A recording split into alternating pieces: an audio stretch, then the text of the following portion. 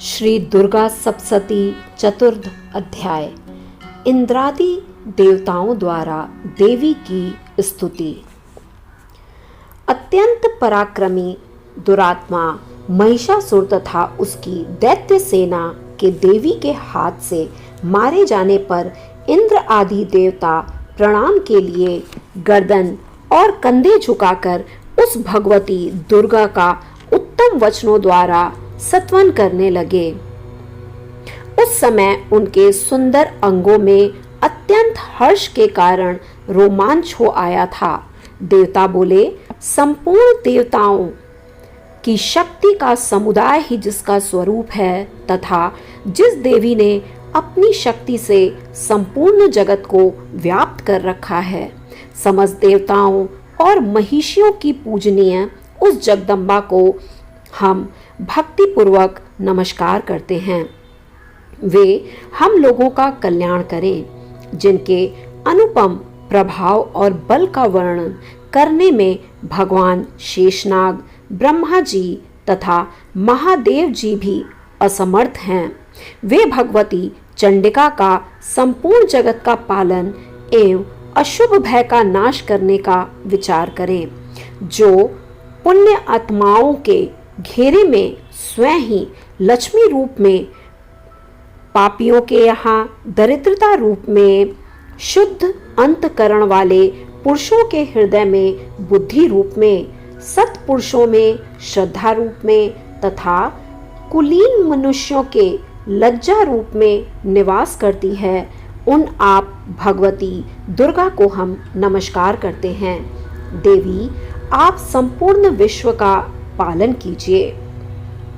देवी, आपके इस अच्युतन्य रूप का असुरों का नाश करने वाली भारी पराक्रम का तथा समस्त देवताओं और दैत्यों के समक्ष युद्ध में प्रकट किए हुए आपके अद्भुत चरित्रों का हम किस प्रकार वर्णन करें। आप संपूर्ण जगत की उत्पत्ति का कारण हो। आप में सतगुण, रजोगुण और तमोगुण ये तीनों गुण मौजूद हैं, तो भी दोषों के साथ आपका संसर्ग नहीं जान पड़ता। भगवान विष्णु और महादेव जी आदि देवता भी आपका पार नहीं पाते। आप ही सबका आश्रय हो। यह समस्त जगत आपका अंशभूत है, क्योंकि आप सबकी आदिभूत अव्याकृता परा प्रकृति हैं। देवी, संपूर्ण यज्ञों में जिसके उच्चारण से सब देवता तृप्त लाभ करते हैं, वह स्वाहा आप ही हैं। इसके अतिरिक्त आप पितरों की भी तृप्ति का कारण हैं, अतएव सब लोग आपको स्वधा भी कहते हैं। देवी, जो मोक्ष की प्राप्ति का साधन है, अचिंतनमय महाव्रत स्वरूपा है, समस्त दोषों से रहित जितेंद्रिय तत्व को ही सार वस्तु मानने वाले तथा मोक्ष की अभिलाषा रखने वाले मुनिजन जिसका अभ्यास करते हैं, वह भगवती परा विद्या आप ही हैं। आप शब्द स्वरूपा हैं। अत्यंत निर्मल ऋग्वेद, यजुर्वेद तथा उद्गृत के मनोहर पदों के पाठ से युक्त सामवेद का भी आधार आप ही हैं। आप देवी, त्रयो और भगवती हैं। इस विश्व की उत्पत्ति और पालन के लिए आप ही वक्ता के रूप में प्रकट हुई हैं। आप संपूर्ण जगत की घोर पीड़ा का नाश करती हैं। देवी, जिससे समस्त शस्त्रों के सार का ज्ञान होता है, वह मेघा शक्ति आप ही हैं। दुर्गम भव सागर से पार उतारने वाली नौका रूप दुर्गा देवी भी आप ही हैं। आपकी कहीं भी आसक्ति नहीं है। कैटभ के शत्रु भगवान विष्णु के वक्षस्थल में एकमात्र निवास करने वाली भगवती लक्ष्मी तथा भगवान चंद्रशेखर द्वारा सम्मानित गौरी देवी भी आप ही हैं। आपका मुख मंद मुस्कान से सुशोभित निर्बल पूर्ण चंद्रमा के बिंब का अनुकरण करने वाला और उत्तम सुवर्ण की मनोहर क्रांति से कमनीय है, तो भी उसे देखकर महिषासुर को क्रोध हुआ और सहसा उसने उस पर प्रहार कर दिया। यह बड़े आश्चर्य की बात है। देवी वही मुख जब क्रोध से युक्त होने पर उदय काल के चंद्रमा की भांति लाल और तनी हुई भौवों के कारण विकराल हो उठा, तब उसे देखकर जो महिषासुर के प्राण तुरंत नहीं निकल गए, यह उससे भी बढ़कर आश्चर्य की बात है। क्योंकि क्रोध में भरे हुए यमराज को देखकर भला कौन जीवित रह सकता।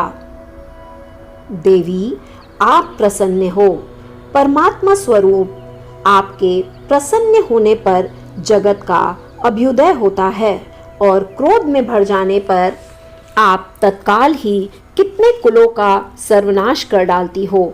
यह बात अभी अनुभव में आई है, क्योंकि महिषासुर की यह विशाल सेना क्षण भर में आपके कोप से नष्ट हो गई है। सदा अभ्युदय दान प्रदान करने वाली आप जिस पर प्रसन्न रहती हैं, वे ही देशों में सम्मानित हैं। उन्हीं को धन और यश की प्राप्ति होती है। उन्हीं का धर्म कभी शिथिल नहीं होता तथा वे ही अपने हष्ट पुष्ट स्त्री पुरुष और भृत्यों के साथ धान्य माने जाते हैं। देवी आपकी ही कृपा से पुण्यात्मा पुरुष प्रतिदिन अत्यंत श्रद्धा पूर्वक सदा सब प्रकार के धर्मानुकूल कर्म करता है और आपके प्रभाव से स्वर्गलोक में जाता है। इसलिए आप तीनों लोकों में निश्चय ही मनोवांछित फल देने वाली हैं। माँ दुर्गा आप स्मरण करने पर सब प्राणियों का भय हर लेती हैं और स्वस्थ पुरुषों द्वारा चिंतन करने पर उन्हें परम कल्याणमयी बुद्धि प्रदान करती हैं। दुख दरिद्रता और भय हरने वाली देवी आपके सिवा दूसरी कौन है, जिसका चित्त सबका उपकार करने के लिए सदा ही दयाद्र रहता है। देवी उन राक्षसों के मारने से संसार को सुख मिले तथा ये राक्षस चिरकाल तक नरक में रहने के कारण भले ही पाप करते रहे हों, इस समय संग्राम में मृत्यु को प्राप्त होकर स्वर्गलोक में जाएं। निश्चय ही यही सोचकर आप शत्रुओं का वध करती हैं। आप शत्रुओं पर शस्त्रों का प्रहार क्यों करती हैं? समस्त असुरों को दृष्टिपात मात्र से ही भस्म क्यों नहीं कर देती? इसमें एक रहस्य है। ये शत्रु भी हमारे शस्त्रों से पवित्र होकर उत्तम लोकों में जाए, इस प्रकार उनके प्रति भी आपका विचार अत्यंत उत्तम रहता है। खड्ग के तेज पुण्य की भयंकर तृप्ति से तथा आपके त्रिशूल के अग्रभाग की धनीभूत प्रभा से चौंधियाकर जो असुरों की आंखें फूट नहीं गई, उसमें कारण यही था कि वे मनोहर रश्मियों से युक्त चंद्रमा के समान आनंद प्रदान करने वाले आपके इस सुंदर मुख का दर्शन करते थे। देवी आपका शील दुराचारियों के बुरे बर्ताव को दूर करने वाला है। साथ ही यह रूप ऐसा है जो कभी चिंतन में भी नहीं आ सकता और जिसकी कभी दूसरों से तुलना नहीं हो सकती, तथा आपका बल और पराक्रम तो उन देवताओं का भी नाश करने वाला है जो कभी देवताओं के पराक्रम को भी नष्ट कर चुके थे। इस प्रकार आपने शत्रुओं पर भी अपनी दया प्रकट की है। वरदायिनी देवी, आपके इस पराक्रम की किसके साथ तुलना हो सकती, तथा शत्रुओं को भय देने वाले और अत्यंत मनोहर ऐसा रूप भी आपके सिवा और कहाँ है। हृदय में कृपा और युद्ध में निष्ठुरता, ये दोनों बातें तीनों लोकों में भीतर केवल आप में ही देखी गई है।